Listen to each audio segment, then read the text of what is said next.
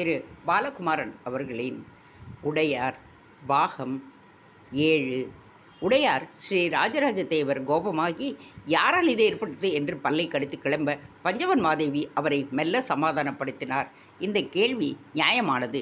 இதற்கு நான் தான் பதில் சொல்லியாக வேண்டும். இத்தனை கேள்விகளுக்கு பிறகும் உலகமாதேவியார் என்னிடம் பிரியமாகத்தான் இருக்கிறார்கள். மரியாதையோடு தான் பேசுகிறார்கள். இன்னொருவர் அவர் மனதை கலைத்த பிறகும் என்னை வெளியே போ என்று சொல்லாமல் தனக்கும் தன் மகனுக்கும் எந்த கேடும் உண்டாகாது இருக்குமாறு வேண்டிக் கொள்ளுகிறார்கள். அப்படியென்றால் அவர்கள் என்னை ஏற்றுக்கொண்டார்கள் என்றுதானே அர்த்தம். என்னை ஏற்றுக்கொண்ட பெண்மணிக்கு நான் எப்படி தீங்கு செய்வேன்? அவர்களுக்கு நம்பிக்கை ஊட்ட வேண்டும். எப்படி நம்பிக்கை ஊட்டுவது என்பது எனக்கு தெரியும். நாளை காலை நான் பழுவூர் கிளம்புகிறேன். உங்களை விட்டு ஒரு 3 மாதம் பிரிந்திருக்கப் போகிறேன். தயவுசெய்து தாங்கள் அதற்கு அனுமதி அளிக்க வேண்டும் என்று பஞ்சவன் மாதேவி உடையார் ஸ்ரீ ராஜராஜ தேவரை கைகூப்பி கேட்டுக்கொண்டார். பழுவூர் போய் என்ன செய்யப் போகிறாய்? அவர் கேட்டார். எனக்கு சில வேலைகள் இருக்கின்றன. என்ன வேலை? இப்போதைக்கு அதை சொல்வதற்கில்லை. பழுவூர் சிவனை பரமேஸ்வரரை கைகூப்பி மன்றாடி சில உத்தரவுகளை கேட்டு வர வேண்டும். சில நோன்புகள் இருக்க வேண்டும். நீங்கள் அருகில் இருந்தால் என்னால் எந்த விரதமும் இருக்க முடியாது. எனவே உங்களை விட்டு ஒரு 3 மாத காலம் பிரிந்திருக்க எனக்கு உத்தரவிட வேண்டும் என்று பஞ்சவன் மாதேவி கேட்க அரசர் நெகிழ்ந்து போனார். அருகே வந்து அவளை அணைத்து கொண்டார். போய் வா. அற்புதமான பெண்ணாகிய உன்னையும் இந்த அரசியல் சிக்கலில் சிக்க வைத்ததற்கு நான் வெட்கப்படுகின்றேன். என்ன செய்வது? ராஜராஜனை சுற்றி இப்படித்தான் வாழ்க்கை இருக்கின்றது. ராஜராஜனை சுற்றி இப்படித்தான் மனிதர்கள் இருக்கிறார்கள். என்னுடைய சிக்கலில் நீயும் சிக்கிக்கொண்டாய் என்பது எனக்கு புரிகிறது. ஆனாலும் வேறு வழி இல்லை. இதிலிருந்து விடுபட உனக்கு என்ன உதவி வேண்டுமானாலும் கேள். செய்ய தயாராக இருக்கின்றேன். எனக்கு நீ வேண்டும். உன் அன்பு வேண்டும். உன் சிநேகம் வேண்டும். உன் பிரியம் வேண்டும். நீ இல்லாமல் என்னால் இருக்க இயலாது. எனவே என்னை விட்டு பிரியும் எண்ணத்தை தவிர்த்து விடு. அப்படி ஏதேனும் எண்ணம் உங்களுக்குள் இருந்தால் அந்த எண்ணத்தை முற்றிலுமாக துடைத்துவிட்டு சரியாக 3 மாதம் இடைவெளி எடுத்துக்கொண்டு பழுவூர் போய் வா. அவ்வப்பொழுது ஓலை எழுது என்று ராஜராஜர் பஞ்சவன் மாதேவிக்கு விடை கொடுத்து அனுப்பினார். பழுவூரார் திகைத்து, என்ன, ஏன் வந்து விட்டீர்கள்? எதனால் திரும்பி விட்டீர்கள் என்று விசாரித்தது. உங்களை பார்ப்பதற்கு நாங்கள் வரலாம் என்று நினைத்திருந்தோம். நீங்களே வந்து விட்டீர்களே, ஏதேனும் பிரச்சனையா என்று அங்குள்ள தேவரடியார்கள் ஆதூரமாக விசாரித்தனர். எதுவும் இல்லை. அரசருக்கு வேறு சில வேலைகள் இருப்பதால் என்னை ஓய்வெடுக்கச் சொல்லி இங்கு அனுப்பினார் என்று மழுப்பலாய் பஞ்சவன் மாதேவி பதில் கூறினார். பழுவூர் அரண்மனை வைத்தியருக்கு ஆள் அனுப்பினார். அவர் வந்ததும் அவரை தனியே அழைத்து போய் ரகசியமாக தன் வேண்டுகோளை சொன்னார். என்னம்மா நீங்கள் பைத்தியமாக இருக்கிறீர்கள்?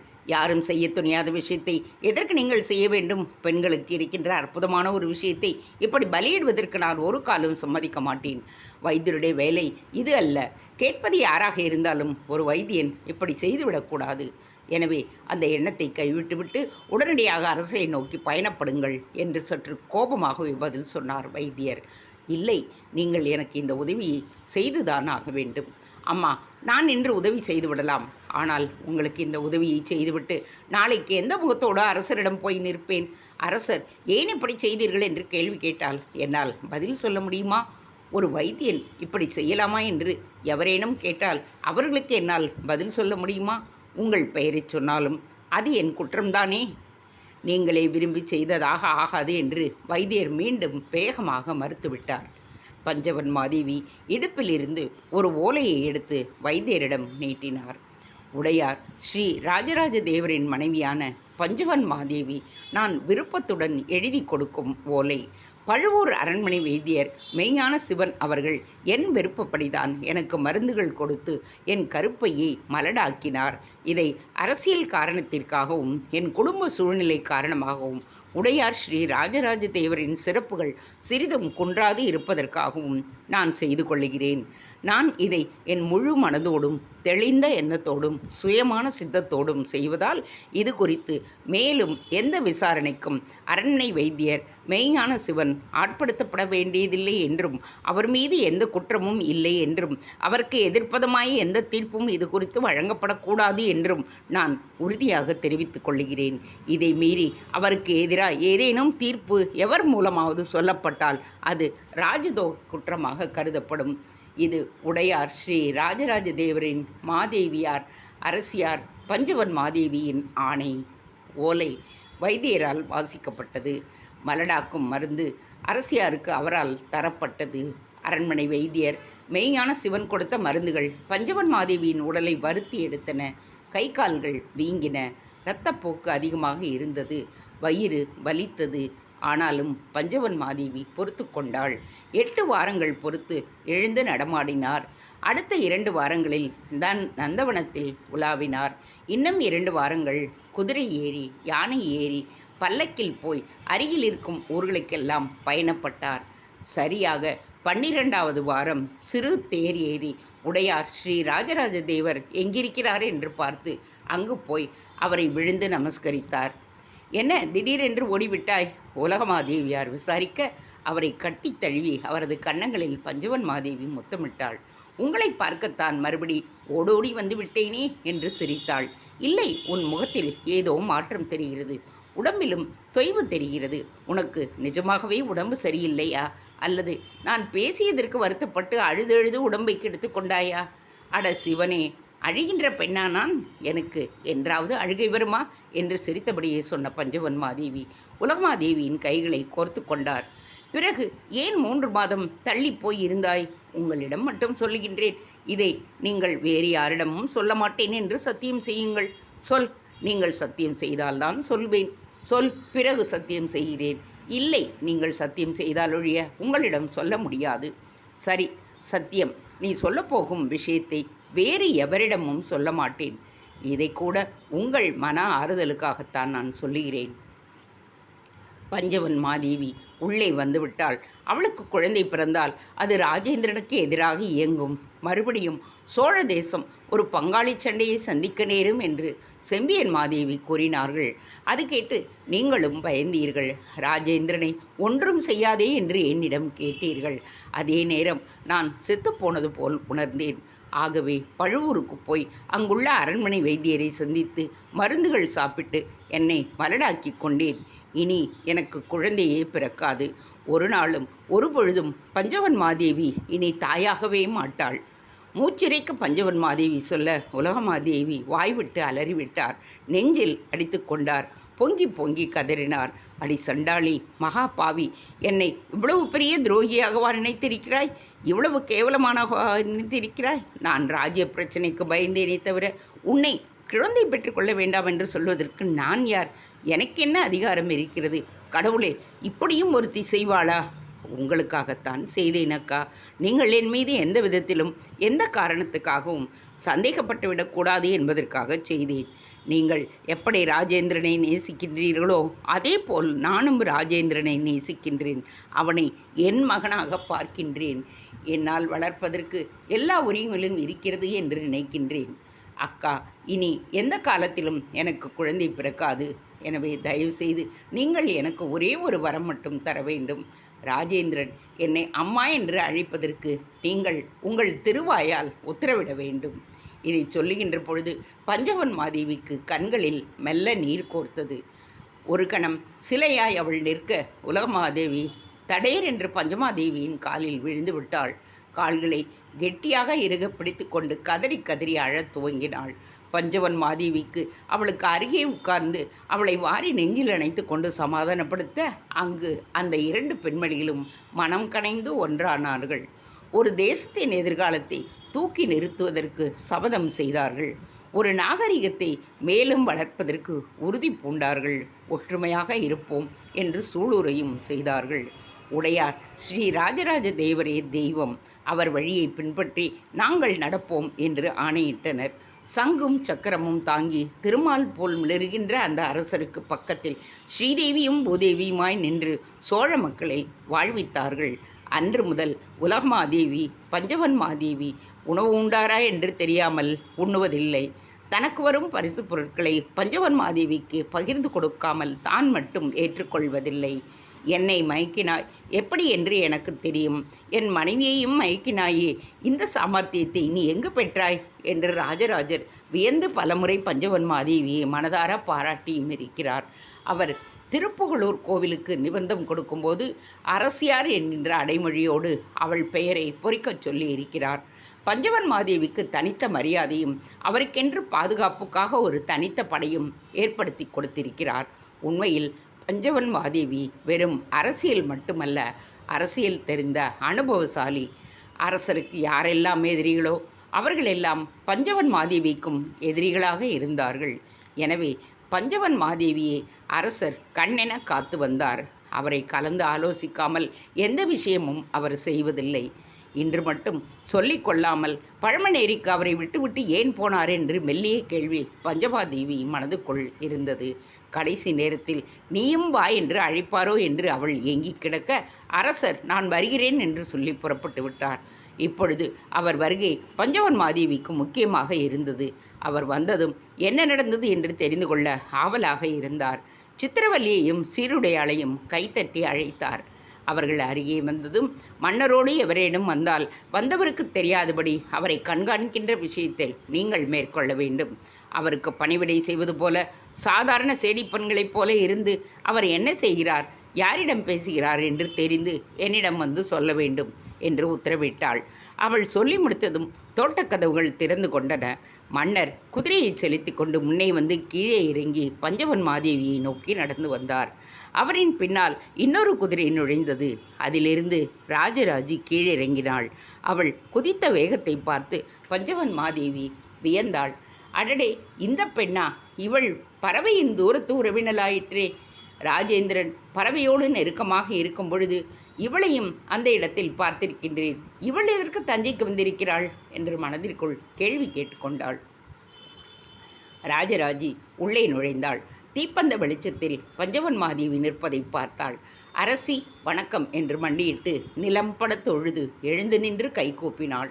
உள்ளே நுழைந்த ராஜராஜிக்கு பின்னாலேயே ஒரு அந்தணனும் நுழைவதை அங்கிருந்த எவரும் பார்க்கவே இல்லை.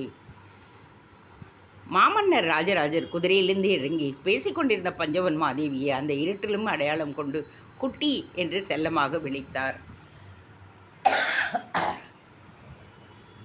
பின்னால் 2 பெண்கள் இருந்ததால் மன்னர் தன்னை அப்படி கூப்பிட்டது அவளுக்கு திடுக்கென்று தூக்கி வாரி போட்டது.